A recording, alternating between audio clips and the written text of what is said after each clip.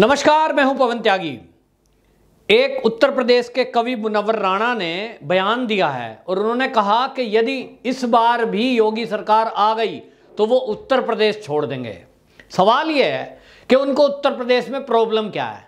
उत्तर प्रदेश में प्रॉब्लम ये है कि उनके परिवार का आपस का झगड़ा, नकली हमला होता है और वो ये दिखाना चाहते हैं कि मुनव्वर राणा के घर में हमला हो गया। अब अगर योगी सरकार के बजाय समाजवादी सरकार होती तो इसी में दो चार निर्दोष लोगों को लपेट दिया जाता और इस खबर को हाईलाइट किया जाता कि ये जो आरएसएस वाले हैं, बीजेपी वाले, कहीं ना कहीं लिंक निकाल दिया जाता। तो ये चल नहीं पाया। योगी सरकार में तत्काल प्रभाव से पुलिस ने कार्रवाई की और दूध का दूध पानी का पानी कर दिया। खुलासा यह हुआ कि मुनव्वर राणा का जो भतीजा है उसी ने हमला किया था, सारी साजिश रची थी, घरेलू झगड़ा था।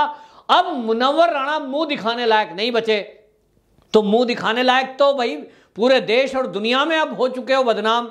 तो आप उत्तर प्रदेश छोड़कर कहां जाओगे? पाकिस्तान चले जाओ तो वहां भी बदनाम हो गए। तो ये इस तरह की शपथ खाने वाले लोग, मुनव्वर राणा जी आप अपनी बात पे पक्के रहना। शाहरुख खान तो पक्का हुआ नहीं था। शाहरुख खान ने कहा था 2014 के चुनाव के पहले 19 में भी बोला कि भाई अगर मोदी सरकार केंद्र में आ गई तो भारत रहने की जगह नहीं है। जो उनकी पत्नी है गौरी खान, वो कहते हैं, वो कह रही है कि ये असुरक्षित हो गया है, तो वो कहते हैं ये तो रहने लायक नहीं है और अगर मोदी जी पीएम बन गए तो मैं ये देश छोड़ दूंगा। छोड़ के तो नहीं गए, बाद में अपने बयान से मुकर गए। तो मुनव्वर राणा जी आप भी मुकर रहे हो। तो आपको बताऊं, ये सब बयानबाजी बंद करिए। आपका ड्रामा इसलिए होगा कि समाजवादियों को असल में ऐसे लोग पसंद है जो देश विरोधी बात करें, प्रदेश के माहौल को खराब करने की बात करें। ये समाजवादियों ने ठेका ले रखा है। चुनाव में लड़ने के लिए कोई मुद्दा नहीं है। योगी जी का मुकाबला कैसे करें? पिछली बार भी चित कर दिया, समाजवादियों को साफ कर दिया, सपा सपा हो गई। अब क्या करें? तो माहौल खराब करने के लिए नाटक किए जा रहे हैं। लोनी में नाटक हुआ। एक दाढ़ी वाले ने कहा जालीदार टोपी लगा करके मेरी जाली दाढ़ी काट दी, वो भी पोल खुल गई। एक जो है यति नरसिंहनम की हत्या करने पहुंचे नाम बदलकर, और उनकी भी पोल खुल गई कि साहब धर्मांतरण किया जा रहा है, मूक बधिर के नाम पर आतंकवादी बनाया जा रहा है और धर्मांतरण करके उन लोगों को हिंदुओं के बीच में हिंदू नाम से भेजा जा रहा है और योगी जी का विरोध, योगी जी को बदनाम करने के लिए उनको ठेका दिया गया है। ये भी पोल खुल गई। अब मुनव्वर राणा जी आए, इनका तो चेहरा अब पता लग रहा है। जिनको हम कहते थे कि ये बड़े नामी ग्रामी कवि हैं, इनको पूरे उत्तर प्रदेश के लोगों ने सराहा, इनको सर आंखों पर बिठाया, लेकिन आज इनकी आंखों में शर्म गायब हो गई है और ये इस तरह की बयानबाजी कर रहे हैं। उसी उत्तर प्रदेश में रह रहे हैं जहां योगी जी सीएम है। योगी जी सीएम है, उन्हीं की सरकार के अंदर में रहते हुए उन्हीं की पुलिस या सिस्टम के बीच में सुरक्षित है और बयान दे रहे हैं कि योगी जी की सरकार में मैं सुरक्षित नहीं हूं, मैं तो उत्तर प्रदेश छोड़ दूंगा। तो मुनव्वर राणा जी सामान लपेटना शुरू कर दीजिए। योगी जी का आना पक्का है। उत्तर प्रदेश की जनता तय कर चुकी है कि इस बार फिर योगी सरकार। अब योगी जी के अलावा तो कोई आएगा नहीं। तो आप क्यों जाना चाहते हो? यहां देखिए समाजवादियों के कारनामे। अभी आगरा में समाजवादियों ने प्रदर्शन किया, पाकिस्तान जिंदाबाद के नारे लगाते हुए कुछ युवकों को देखा गया। हालांकि समाजवादी कह रहे हैं इनसे हमारा कोई लेना देना नहीं है, लेकिन पुलिस तो जांच कर ही लेगी कि ये कितनी जगह समाजवादियों के इसी तरह की रैलियों में, प्रदर्शन में। और आप देखना, एडवांस न्यूज बता रहा हूं आपको, अखिलेश यादव के साथ भी खड़े हुए इधर उधर एक आध लोगों की फोटो आएगी। लेकिन आज जब पोल खुली, पूरे देश में इन पे थूथू कर रहे हैं लोग कि समाजवादियों के पास क्या इसी तरह के लोग बचे हैं? क्या आप सत्ता में आने के लिए इतना नीचे गिर जाओगे कि आप पाकिस्तान जिंदाबाद के नारे लगाओगे? आपकी पार्टी में और कोई मुद्दा बचा नहीं है? तो अब योगी जी ने कहा है कि ऐसे लोगों को बख्शा नहीं जाएगा जो देश विरोधी गतिविधि में लगे हुए हैं। और ये समाजवादियों का चेहरा बेनकाब हो गया है, क्योंकि समाजवादी पार्टी ये अभी तक ये केवल एक परिवार की पार्टी है। पिता, बेटा, बेटे से उनका बेटा, इसके अलावा कौन? चाचा, भतीजा, यही चल रहा है।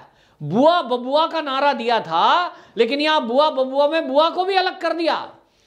बबुआ ही बबुआ है और बबुआ भी एक परिवार की पार्टी चला रहे हैं। ये पैतृक संपत्ति के रूप में इनको मिल गया है। पिताजी ने मेहनत करी, पार्टी खड़ी करी, आज बेटा जवान हो गया तो चाचा को साइड कर दिया, बेटे को गद्दी पे बिठा दिया। ज्यादातर जगह यही झगड़े हैं जो परिवारों के झगड़े चल रहे हैं, जहां परिवार की पार्टी है।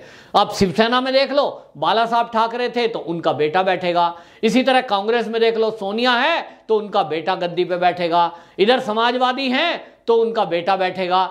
मतलब एक परिवार की पार्टी चल रही है, केवल नामदारों की पार्टी है, जहां काम से कोई मतलब नहीं है। और ऐसे लोग, इन्हें राजनीति करनी आती नहीं, तो इनको समझ में आता है कि सत्ता में कैसे आए, MY समीकरण चलाएंगे।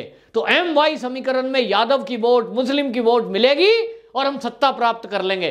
तो ये सपने देख रहे हैं और इसलिए इनको लग रहा है कि मुसलमानों को किसी तरह इन पार्टियों में जोड़ा जाए, समाजवादियों के साथ जोड़ दिया जाए। तो जो जितना देश के विरोध में ज्यादा जोर से बोले, वो समाजवादी लोग उसी को टिकट देंगे। ये एक ट्रेंड चल गया है। ये समाजवादी पार्टी ने तय कर लिया है कि जो यहां उल्टा बोलेगा, जो भारत माता की जय के बजाय पाकिस्तान के नारे लगाएगा, जिंदाबाद के, जो CA का विरोध ज्यादा जोर से करेगा, जो मोदी जी को गाली ज्यादा जोर से देगा, जो योगी जी को गाली ज्यादा देर से देगा, हिंदुत्व के ऊपर कुछ ना कुछ उल्टा बोलेगा, उसको ये पार्टियां आगे बढ़ाती हैं। हमने कांग्रेस में भी यही हाल देखा। कांग्रेस पार्टी का भी यही कल्चर है कि जो गांधी और गांधी परिवार, मतलब राहुल गांधी, प्रियंका गांधी और सोनिया गांधी, इन तीनों के नारे बुलंद करेगा और जो मोदी को गाली देगा, अमित शाह को गाली देगा, भारत माता को कुछ उल्टा सीधा कहेगा, वही कांग्रेस में बड़े पद प्राप्त करता जाता है, आगे बढ़ा देती है कांग्रेस। यही समाजवादी पार्टी में चल रहा है। कौन आगे बढ़ेगा? जो भारत के विरुद्ध कोई कारनामे कर रहा हो। अब ये कोई अचानक में नहीं है कि जो भी कोई देश विरोधी मुद्दा खुलता है उत्तर प्रदेश के अंदर, उसमें समाजवादी एंगल जरूर मिलता है। अब आप देखिए कि ये CA विरोध में जितने लोग मैदान में उतरे हुए थे, जो सड़कों पे आंदोलन कर रहे थे, ज्यादातर समाजवादी थे, कांग्रेसी थे, APA थे, यही लोग हैं। अभी दाढ़ी कट गई लोनी में, वो काटी कट गई अपने आप, लेकिन उससे एंगल कहां जुड़ा? समाजवादी पार्टी के नेताओं का। समाजवादी लोग ही इसी साजिश में शामिल थे। इसी तरह जहां कहीं अखलाक होगा तो वहां समाजवादी होंगे, लेकिन कहीं अगर लिंचिंग हिंदुओं के साथ होगी, ये नहीं खड़े होंगे। तो इसका मतलब ये हुआ, और अखिलेश यादव ने तो अपने बयान में कहा था कि मुसलमानों की बेटियां ही हमारी बेटियां हैं, यानी उनको हिंदू की वोट चाहिए तो यादवों की चाहिए, और बाकी लोग तो मूर्ख हैं जो इनके साथ खड़े होते हैं। इसका मतलब, क्योंकि इनको और किसी की चिंता है नहीं, तो और किसी की चिंता है नहीं, वोट चाहिए, और वोट मूर्ख बनाकर लोगों को लेते हैं। अभी पिछले दिनों अखिलेश यादव गंगा जी में स्नान करते हुए दिखाई दिए, प्रियंका गांधी भी गंगा जी में स्नान कर रही थी, और अब चुनाव आएंगे, आप देखना, साड़ी पहनेंगी, तिलक लगाएंगी और गेरवा वस्त्र भी पहन लेंगे। सब ड्रामेबाज हैं।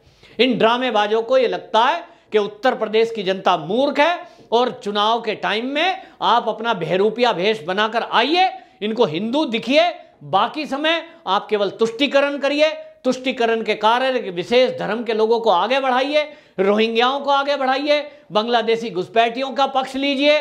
और यहां अगर केंद्र सरकार कानून बनाती है कि घुसपैठ के कारण हमारे देश की अर्थव्यवस्था बिगड़ रही है, 5 करोड़ घुसपैठी हमारे देश में घुसे हैं, इनको यहां से बाहर करना है, तो उनके साथ खड़े हो जाते हैं। नहीं, हम इन्हें बाहर नहीं जाने देंगे। तो इनको बाहर जाने नहीं देंगे, ये पक्ष लेते दिखाई देते हैं। इनको ऐसे लोग पसंद हैं। मुनव्वर राणा जी भी जो ये बात कर रहे हैं, इस बात में कोई बात नहीं है। मुनव्वर राणा को कैसे लगता है कि योगी जी नहीं आएंगे? पूरा सर्वे पूरे राज्यों में चले जाओ और मुनव्वर राणा जी, आप अपने इर्द गिर्द के लोगों से बात कर लो। मैं आपको बताता हूं, बनारस चले जाओ और वहां के अपने भाइयों से मिलो, मुसलमानों से मिलो, बताएंगे आपको, वहां का एक एक मुसलमान योगी जी के साथ खड़ा है। तो आप कैसे कह रहे हो? क्योंकि योगी जी ने एक कोशिश की है। ये योगी और मोदी जी की मिलीजुली एक कोशिश है कि जिनके एक हाथ में कुरान रहे, दूसरे हाथ में उनके कंप्यूटर रहे। यानी अभी तक उनको ऐसी शिक्षा नहीं दी गई जिससे वो मेन स्ट्रीम में कोई ना कोई डॉक्टर बने, इंजीनियर बने, बड़े बड़े वैज्ञानिक बने। धर्म की ज्ञान लेना जरूरी है, गुरुकुल में भी पढ़ाई होती है, लेकिन उसके साथ आगे की पढ़ाई भी हो, जिससे कि वो अपना जीवन बेहतर बना सकें। तो मोदी जी, योगी जी इस काम में लगे हैं। आज लाखों महिलाओं को, जिसमें मुसलमान भी हैं, हिंदू भी हैं, उनको रोजगार दिया जा रहा है। महिलाओं को, युवकों को रोजगार दिया जा रहा है। कोई पक्षपात नहीं, कौन किस धर्म से ताल्लुक रखता है, कौन किस जाति से है, इससे कोई लेना देना नहीं है। योगी जी का एक सूत्री कार्यक्रम है, जो मोदी जी का सूत्री कार्यक्रम है, सबका साथ, सबका विकास, सबका विश्वास, और इस पर योगी जी खरे उतरे हैं।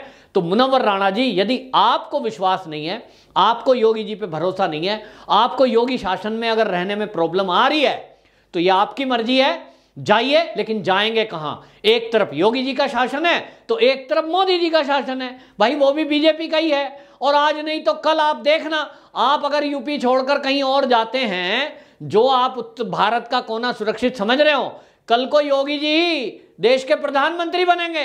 कहां जाओगे? कहीं नहीं जाओगे। और इसलिए बकवास करना बंद करिए और आप अपने वचनों के द्वारा, अभी तक कवि हैं, कविता लिखिए, राजनीति ना करिए। राजनीति करोगे तो राजनीति में आइए, समाजवादी लोग आपको टिकट दे देंगे, मैदान में आओ, सीधे सीधे मुकाबला करो। वंदे मातरम।